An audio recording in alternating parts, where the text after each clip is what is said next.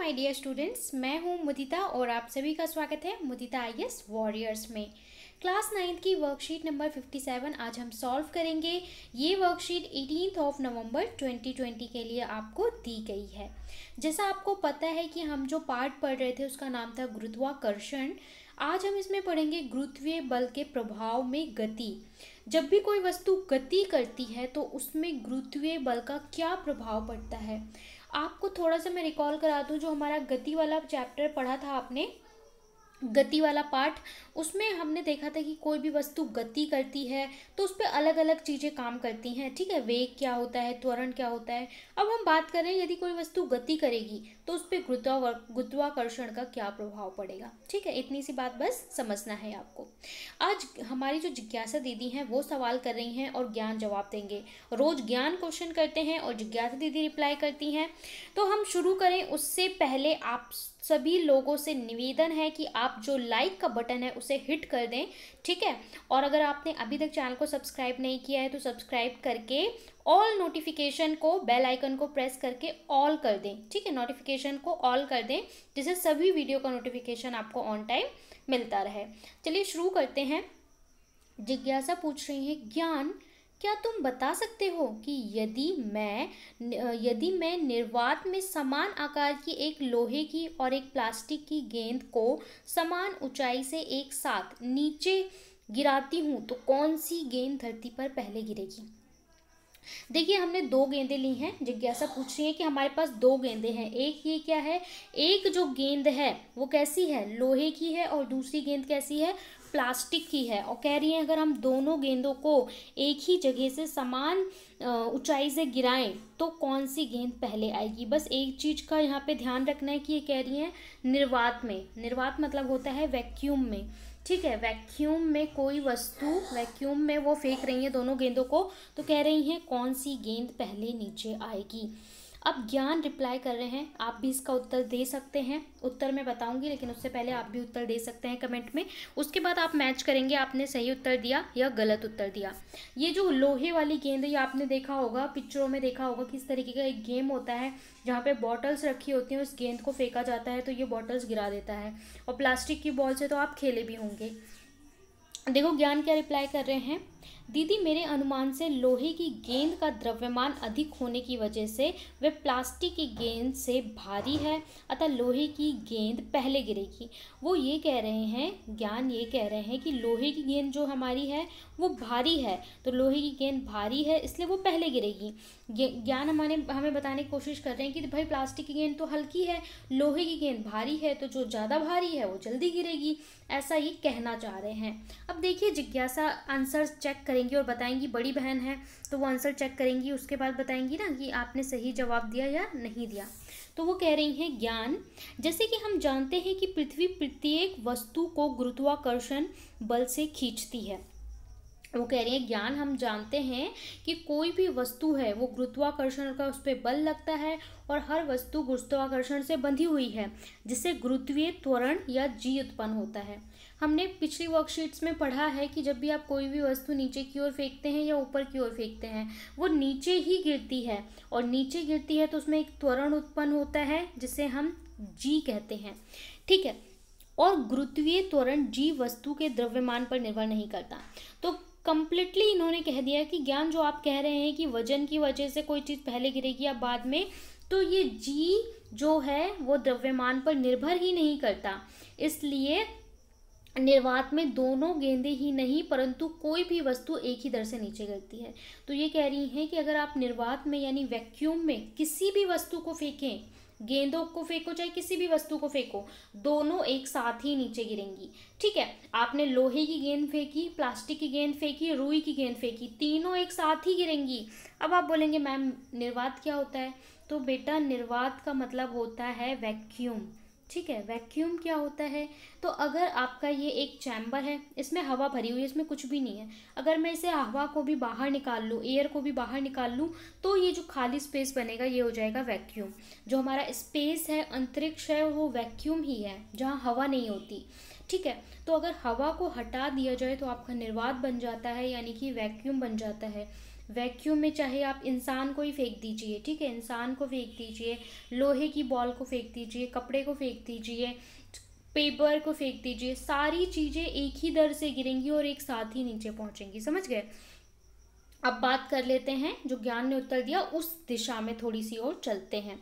अब आगे देखते हैं, यदि यही गतिविधि हम सामान्य परिस्थिति में पंख और एक पत्थर के साथ करें। अब ये बात कर रहे हैं कि भाई जैसे ज्ञान ने उत्तर दिया, अगर हम समान स्थिति में करें, समान गतिविधि का मतलब क्या है, सेम इसी जो एक्टिविटी ऊपर करी है इसी एक्टिविटी को हम करेंगे।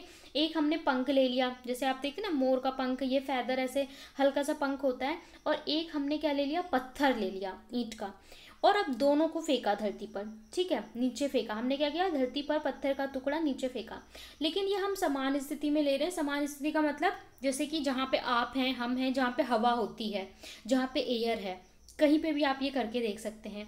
ऐसे वायु के प्रतिरोध के कारण होगा। ऐसी स्थिति में क्या होगा कि जो पत्थर का टुकड़ा है वो पहले नीचे गिरेगा, क्योंकि देखिए आप पत्थर फेंक रहे हैं और एक फर फेंक रहे हैं, तो पत्थर का टुकड़ा पहले गिर जाएगा और जो फर है वो तैरता हुआ आराम आराम से थोड़ा नीचे थोड़ा देर में गिरेगा। ऐसा क्यों होता है? क्योंकि पंख पर लगने वाला वायु का प्रतिरोध पत्थर पर समान प्रतिरोध से अधिक होने के कारण पंख के गिरने की गति धीमी हो जाती है। कोई भी वस्तु नीचे की ओर गिरती है ना, तो उसमें एक गतिरोध भी लगता है, रेजिस्टेंस भी लगता है। तो पत्थर पे जो रेजिस्टेंस है वो कम लग रहा होता है, इसलिए पत्थर का भार ज़्यादा है, वो नीचे गिर जाएगा। लेकिन पंख पे जो गतिरोध लग रहा है वो ज़्यादा लगता है, जिसकी वजह से वो धीरे धीरे गिरता है, जबकि पत्थर पर बहुत ही कम लगता है। तो इसी वजह से क्या है, जबकि पत्थर पर इसका बहुत कम लगता है, लेकिन इसी गतिविधि को यदि हम निर्वात में करें, अब जिस सेम एक्टिविटी अगर हम निर्वात में करते हैं तो क्या होगा, वैक्यूम में तो होगा दोनों ही वस्तु मुक्त पतन होगा, और यहाँ पे क्या होगा, गुरुत्वीय एक साथ नीचे गिरेंगे। यानी यही चीज़ अगर आप समान जगह पे करते हैं, जहाँ पे आप हैं, हम हैं, अपने घर में कर लीजिए, स्कूल में कर लीजिए, धरती पे आप कहीं पे भी करेंगे, तो ये क्या होगा, हमेशा जो हल्की चीज़ है वो बाद में गिरेगी, ठीक है, और भारी चीज़ पहले गिर जाएगी, उस पर प्रतिरोध, हवा का प्रतिरोध कम होगा। लेकिन यही चीज़ अगर आप निर्वात में करते हैं, जैसे कोई आपको बोल देगा कि ये चीज़ आपको निर्वात में करनी है, वैसे ही आप बोलेंगे समान दर से गिरेगा, क्योंकि जहाँ पे हवा नहीं होती वहाँ पे जी की वैल्यू जो है वो सब जगह समान रहेगी, और सब पे एक ही देर से गुरुत्वाकर्षण काम करेगा और एक ही साथ गिरेगा। तो इतनी बात आप समझ गए? अगर समझ गए हैं तो कमेंट बॉक्स में यस लिखिए। हम आगे देख लेते हैं। आगे आपको एक चीज़ बताई गई है कि धरती के निकट दूरी को हम धरती की त्रिज्या के बराबर ले सकते हैं। अब देखिए ये हमारी धरती है, पृथ्वी, ठीक है, और हम ये पृथ्वी के पास ही कोई वस्तु रखी हुई है, और जब भी पृथ्वी के पास कोई वस्तु रखी होती है तो इन दोनों के बीच की दूरी को हम क्या बोलते हैं, डी बोलते हैं। तो ये कह रहे हैं कि अगर, और जो हमारी पृथ्वी है वो गोला है, एक गोल की तरह है, तो गोलाकार है, तो इसके बीच में पृथ्वी की जो त्रिज्या होती है उसको हम आर बोलते हैं। तो हम ये कह रहे हैं कि अगर वस्तु को हम पृथ्वी के पास में ही रख दें, बिल्कुल पास में रख दें, तो इसका जो डी है वो कितना होगा, आर ही होगा, क्योंकि बेटा बिल्कुल पृथ्वी के सटा के रख दिया है, पास में रख दिया है, तो उसकी दूरी कितनी होगी, जितना पृथ्वी की त्रिज्या है। वही कह रहे हैं कि धरती के निकट की दूरी को हम धरती के त्रिज्या बराबर ले सकते हैं, क्योंकि धरती के आकार बहुत बड़ा है, ठीक है, धरती का जो साइज है बहुत ज़्यादा बड़ा है, इसलिए जी को भी धरती के निकट एक स्थिर माना जा सकता है। इसलिए हम ये मान सकते हैं कि जो धरती के पास जी की वैल्यू है वो स्थिर रहेगी, समान रहेगी, चाहे आप यहाँ देखिए चाहे आप यहाँ देखिए। इस कारण धरती पर गिरने वाली वस्तुओं के लिए हम गति के समीकरण को त्वरण के गुरुत्वीय त्वरण में लिख सकते हैं।